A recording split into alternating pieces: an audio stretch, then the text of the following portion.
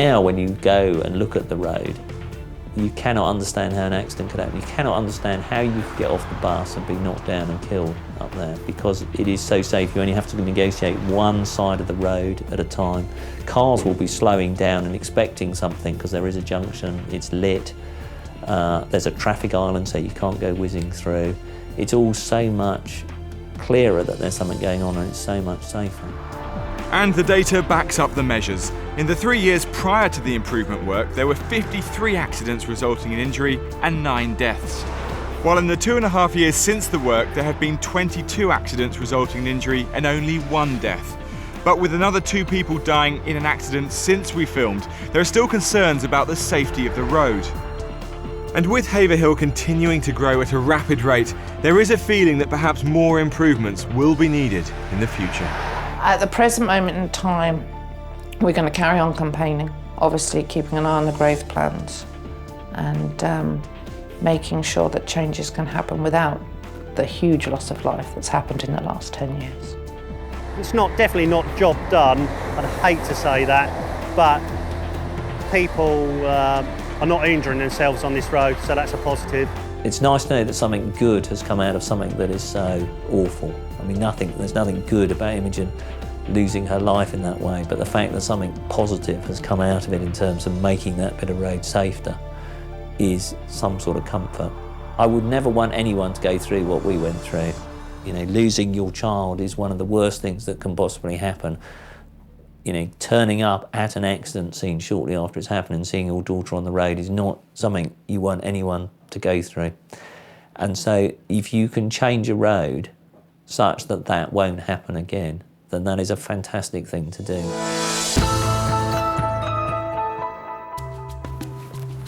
Improvements to dangerous roads are always welcome, and sometimes these changes aren't physically obvious. I've come to the Transport Research Laboratory in Wokingham to meet Dr. Nick Reed and to find out more about psychological traffic calming measures. I want to experience for myself how reducing the speed limit in a built-up area, say a village, can actually help control speeding when the driver re-enters faster roads. So Nick, what have we got lined up for today? What simulation are we doing? So yeah, this is the car simulator. You'll be driving it for about 15 minutes. And it's a route where you encounter a number of different villages, and in those villages you might encounter some psychological traffic calming measures. And we'll be looking to see how that affects your speed as you drive. Okay, so psychological, not sort of physical interventions like road bumps and things, but other techniques that people can use. Things that make you feel the road is more risky and maybe choose to adopt a lower speed. Great, okay, well let's give it a go then. Okay. Jump in here. Take a seat. Thank you. As with many of the UK's A roads, this simulated road will take me through villages and countryside, and I'll experience a variety of different speed limits. The simulator will monitor my speed, gear changes, and even watch my eye movements ready to be assessed at the end of the drive. Around 1,000 people are killed each year because drivers and riders travel too fast. And around 2/3 of accidents that result in serious injury or death happen on roads with a 30-mile-an-hour limit or slower. I can see the next village coming up, slightly narrower here, gap.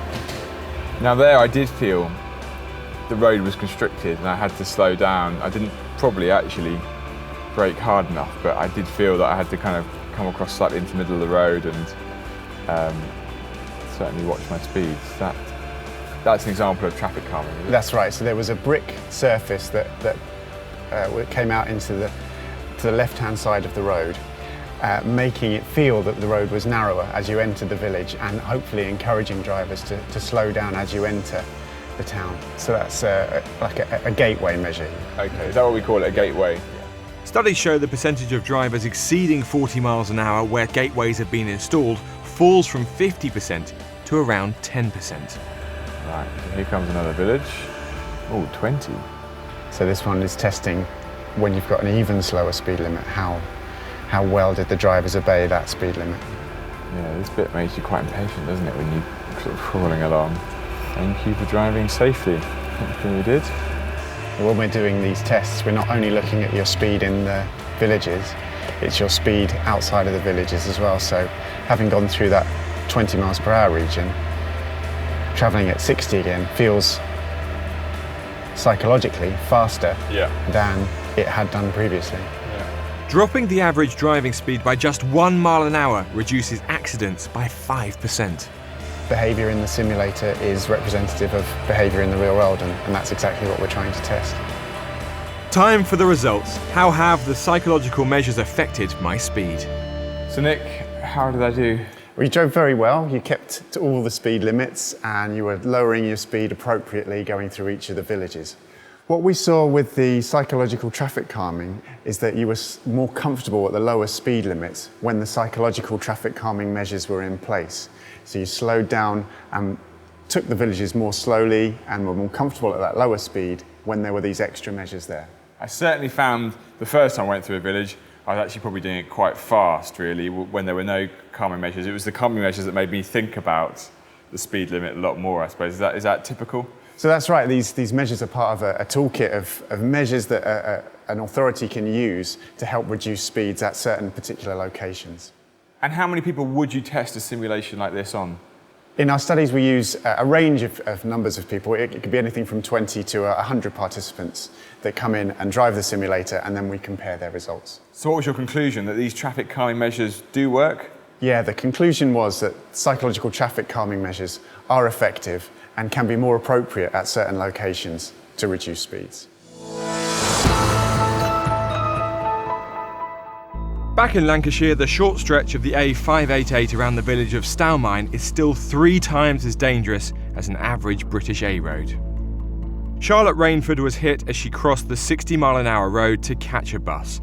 She spent 3.5 months in a coma. Her family want to see changes made to the road before more lives are devastated. She's lucky to be here. Her injuries were horrific. She spent 6 months in hospital in Manchester. You know, what's the cost? The cost of a zebra crossing to the cost of putting someone through hospital and all the treatments is nothing in the perspective of everything, is it, really? Right. Many of the local residents have been campaigning for lower speed limits and pedestrian crossings, but with limited success. There is a saying among municipal engineers that in order to make things better, things have got to get worse so that you can then improve them. And this means that if things do get worse, then there's a more willingness or a greater willingness on behalf of the county to spend money. But does that mean somebody has to be killed or maimed because of money? A lot of those people that have been hurt, either injured or passed away. You know, there have been people that I know, or I know people who know them. And it's just a terrible loss of life. The people here want answers, so I've arranged to meet Jim Robson from Lancashire County Council to discuss their concerns and to find out what decisions have been made. Well, Jim, thanks for taking the time to meet me. The A588, a bit quiet over there at the moment, but it is a problem road, isn't it? A problem road in terms of accidents, yes it is. We share data with the police in terms of accidents, and just looking at the figures we've got there's clearly a higher than average number of collisions and casualties that arise.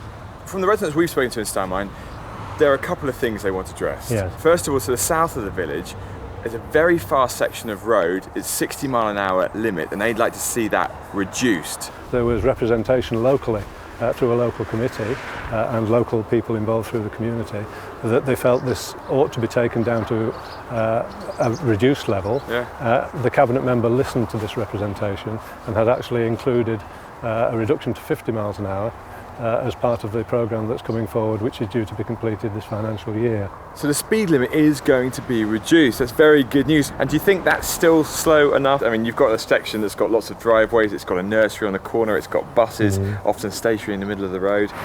The bus stop is some distance from the bend. Again, we had a look at it this morning on the way here, and certainly as a bus, visibility ought to be reasonable over the hedges that are kept well maintained by local landowners. There isn't a crossing there.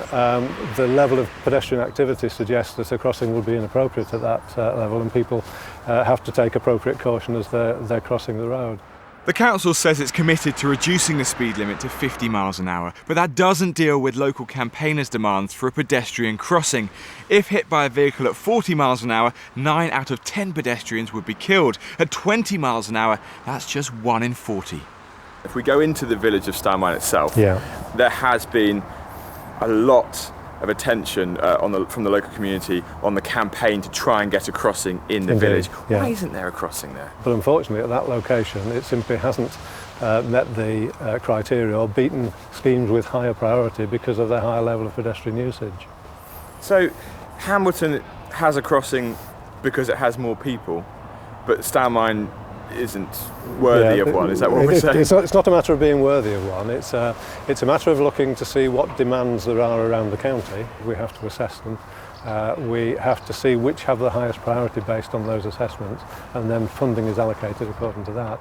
But the council drew up plans for a crossing in 2007. I've got a copy, so I want to know why work was started but not completed. I mean, you'd put in this island, it seemed like all you had to do was paint in a crossing. Well, we've done the part of the works that we could do with the funding we had available, which was to improve footways. We didn't have funding to introduce a crossing, and it would be unreasonable to introduce a crossing at this location where there are much higher priorities elsewhere around the country.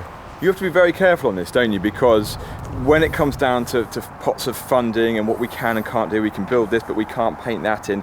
You look very inflexible to local people when there's a clear demand. Everyone's agreed that they need and want this. Well, in actual fact, we've been quite flexible in extending the footway scheme to include the landing island and made best use of that funding that we had available. But what we couldn't do, as I say, was introduce a crossing where there were much higher priorities elsewhere.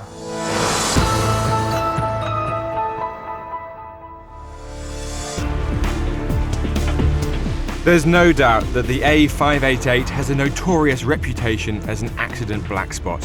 Local campaigners and some road safety experts agree that much more needs to be done to help protect road users. The council have agreed to implement a reduced speed limit of 50 miles an hour on parts of this road, but is it enough? Anything's an improvement, and that's excellent news. Why it's taken this long, I don't know. I still think, like the majority of people in the village and on this road, we signed the petition with 2,000 signatures asking it to be 40, but 50 is an improvement. Still need a zebra crossing. Still needs a zebra crossing? Yes, for those kids. It's disappointing, but I think that the more people that try to object to the lack of a crossing, if people become more involved, then maybe something will be done by pressure. Public pressure.